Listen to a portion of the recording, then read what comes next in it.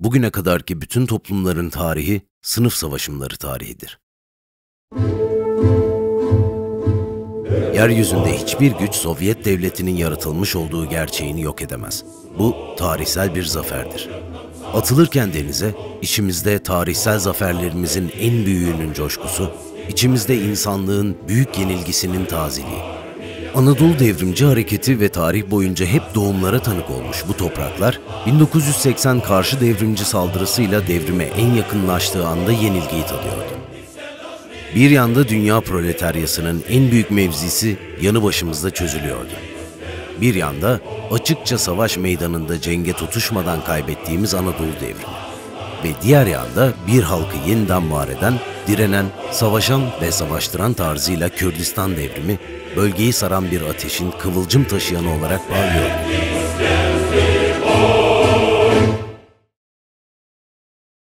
İki yenilgi, bir zafer ve yeni bir doğum.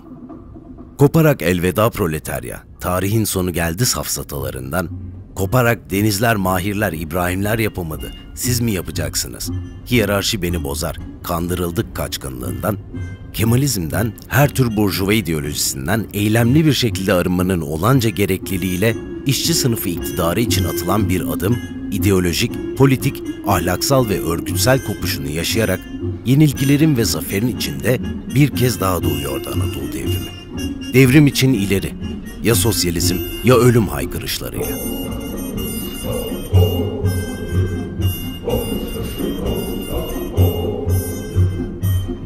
Görünen gerçek olsaydı bilime ihtiyaç kalmazdı. Toplumsal mücadelenin tüm dinamikleri kapsamlı ideolojik saldırılarla, sınıf savaşımıyla bağı kopartılmaya çalışılmaktadır. Bunu ister düşman sivil toplum yalanıyla yapmış olsun, ister dost neo-Marksizm adıyla. Tarih, salt devrimler bekleyenleri hep yanıltmıştır. Bugün işçi sınıfı iktidarı mümkün dediğimizde mavi tulumlu, elinde İngiliz anahtarlı milyonlar göstermemizi isteyenlerin, sınıf savaşımı her yerde sürüyor dediğimizde genel grevler göstermemizi isteyenlerin, çıkart telefonunu göster diyenlerden farkı yoktur. Bir devrime adını veren, iktidarın kimin elinden alınıp kime verileceğidir. Üstelik iktidar mücadelesine aşamalar koymak, kendini geri hedeflere kitlemek, bu düzene yeniden bağlanmak demektir. Kadın mücadelesi, halklar mücadelesi, özgür bilimsel eğitim mücadelesi, ekoloji mücadelesi ve daha nicesiyle beraber devrime karakterini veren proletarya öncülüğünde emekçilerin burjuvaziyi alaşağı etmesi ve proletarya diktatörlüğünün kurulmasıdır. Anadolu Devrimi çok renkli, sosyalist bir devrim olacaktır.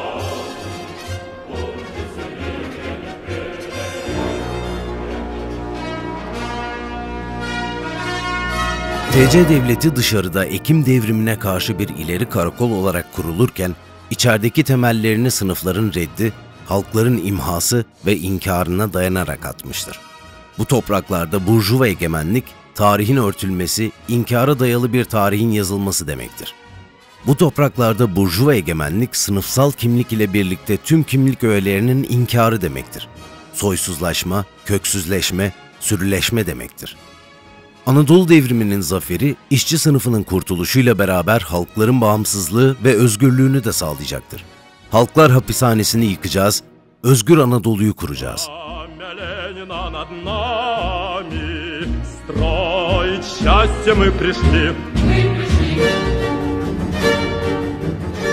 Binlerce yıllık sınıflı toplum tarihi, insanın insanı sömürmesinin ayrılmaz bir sonucu olarak kadının ezilmesi ve ikinci sınıf cinsiyet olarak görülmesini bugüne kadar büyüterek taşımıştır. Bugün neoliberalizmin özgürlük vaat eden maskesi düşmüş, sistemin saldırıları keskinleşmiştir. Tüm toplumsal mücadeleler sistemi karşısına alma zorunluluğuyla karşı karşıyadır. Kadının kurtuluşuna doğru ilk büyük adım proletaryanın iktidarı alarak sömürüye son vermesidir. Ancak bu bir başlangıçtır. Sosyalizm, kapitalizmden komünizme geçişin toplumudur. Sınıflı toplumların uzantılarıyla savaş sürer. Bu nedenle insanlığın ve kadının gerçek kurtuluşu komünizmde gerçekleşecektir. Kadın kurtuluş mücadelesinin özneleri, ezilen sınıfların kadınlarıdır. Kadın kurtuluş mücadelesi olmadan devrim olmayacağı gibi, kadının kurtuluşu da sınıfsız, sömürüsüz bir dünyadadır.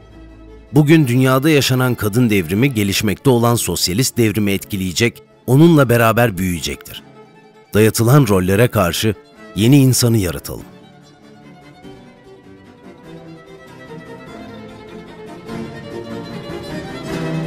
Bugünkü eğitim sistemi bir avuç azınlığın toplumun diğer tüm kesimleri üzerindeki baskısı altında şekillenmektedir.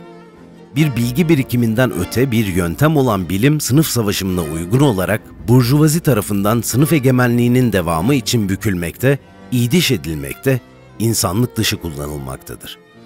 Sizden önceki insanlığın ortak mirasından yükselen bilgileri de kullanarak milyonlarca insanı kurtaracak bir aşıyı bulmak sizi eğitimli biri yapabilir. Bu aşının milyonlarca dolara satılacak olmasına hiçbir şey dememek sizi bir insan yapar mı? Sınıflı toplumların düzene uygun kafalar yetiştirme ufkuna karşı özgür bilimsel eğitim, burjuva eğitiminin karşıtıdır. Özgür bilimsel eğitim, neden-sonuç ilişkisi içinde olguları tarihsel ve sosyal koşullar içerisinde bilimsel bir şekilde aktarmanın, bunu yaparken toplumun özgürleşmesinin önündeki engelleri kaldırmanın temsilcisidir. Özgür bilimsel eğitim, öğrencinin nesnesi değil, öznesi olduğu bir sistemin tarifidir. Özgür bilimsel eğitim için ileri.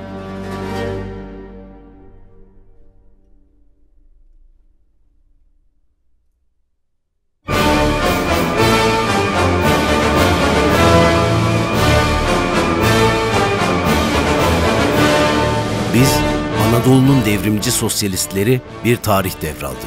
Hayır, tarihi kendimizden başlatmıyoruz. Sınıflı toplumların çarkına ilk kim çomak soktu, ilk taşı kim attı bilmiyoruz. Ancak o ilk isyankarı, o ilk isyanı yürekten selamlıyoruz. Uzunca bir yolun, insanlığın sömürülmesine karşı çıkışın adımlayıcılarıyız. Bu yolda düşen, dövüşen, devrimin tüm kahramanlarının mirasçılarıyız. Deniz'in, Mahir'in, İbrahim'in yoldaşları, Komutan Bekir'in, Serkan'ın ortakları. Tarih tüm gümbürtüsüyle devrime akıyor. Dünü bugüne bağlayıp yarınlarımızı örgütlüyoruz. Dünümüz Bekir'dir. Sosyalizmden kaçışa, devrimciliğin ahmaklık olarak nitelendirilmesine, hayalperestliğin eylemsizlik olarak sunulmasına karşı çıkıştır Bekir. Geleceğini devrimde gören gözler bayrağının rengini elleriyle belirler, çizgimizdir. Dünümüz Serkan'dır. Rekabete, burjuva sanata, asalaklığa, değerlerini satmaya karşı çıkıştır Serkan. Serüvenci sonuna kadar gidebilendir, çizgimizdir. Bekir ve Serkan bugünümüzdür.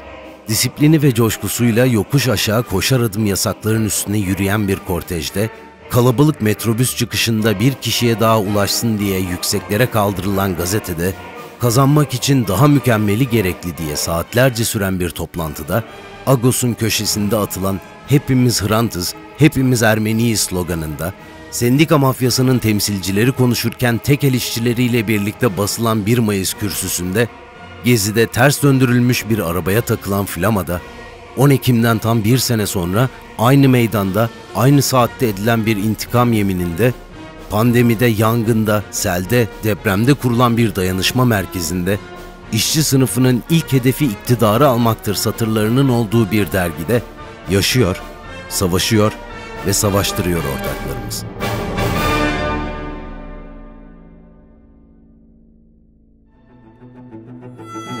Bekir ve Serkan yarınımızdır.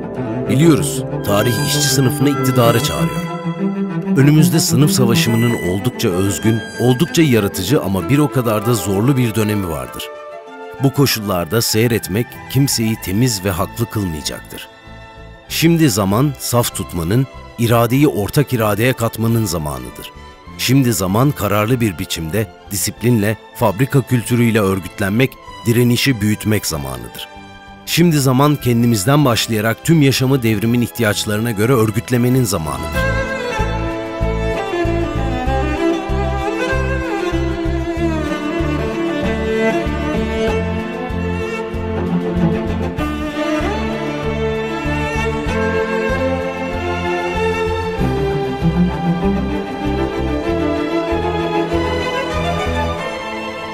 Gelmekte olan bir devrimdir.